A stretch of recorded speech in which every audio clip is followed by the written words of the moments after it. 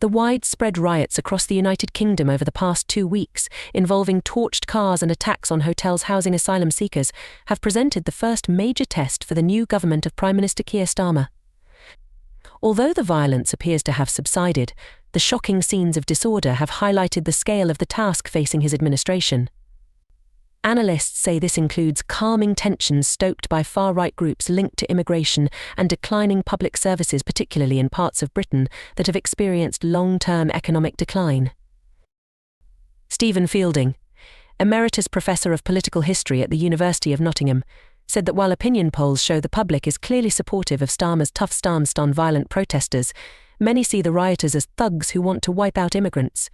Starmer, who has promised to reduce the number of migrants, needs to deliver on what he has said, Fielding added, noting that it is no coincidence that the violence has flared up in some of the most economically deprived areas. Concerns about immigration, which had subsided after Brexit, are on the rise, and as jobs become scarce and services like healthcare are overstretched, immigrants are becoming an easy target for far-right groups. The campaign ahead of last month's general election saw a fierce political row over the previous government's plan to send some asylum seekers to Rwanda by boat. While around 30,000 people arrived in the country that way last year, that figure is a fraction of the number admitted legally, excluding those who have left, a figure that was set to reach nearly 750,000 in 2022. Sundar Katwala, director of the think tank British Future, said Starmer needs to show he can revive neglected areas where far-right groups have found support by boosting jobs and public services. He needs to address those towns and cities, whether it's Southport or Hartlepool, where people's main concerns are NHS, waiting lists, and can I get a job, Katwala said.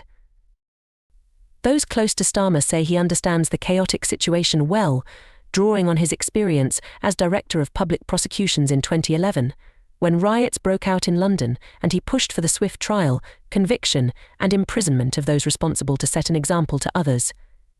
He has a detailed understanding of how to do this and understands how you get trials and convictions done quickly and do it in a way that sends a clear message to anyone thinking of joining one of these riots, said Ainsley, Starmer's former policy director.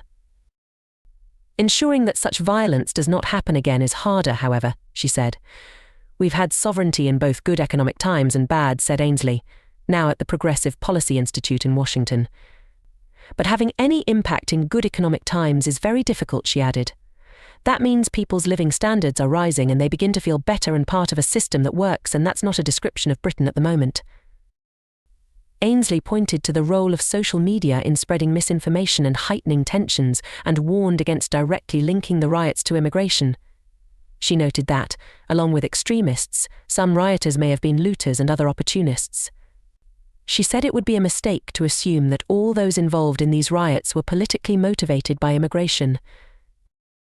However, other analysts note the context of the riots, after years of broken promises to reduce immigration and a controversial row over the previous government's failed attempt to send some asylum seekers to Rwanda. They have become specific targets of recent anti-immigration riots, including in Rotherham, England, where a hotel housing some asylum seekers was attacked on August 4th, causing significant unrest. The Rwanda Plan, established by former Prime Minister Boris Johnson in 2022, was adopted by Rishi Sunak, who entered Downing Street later that year, as a key policy. The courts ruled against the proposal, and despite months of political campaigning, no asylum seekers have been sent to Africa under the plan. Starmer quickly abandoned the effort after taking office.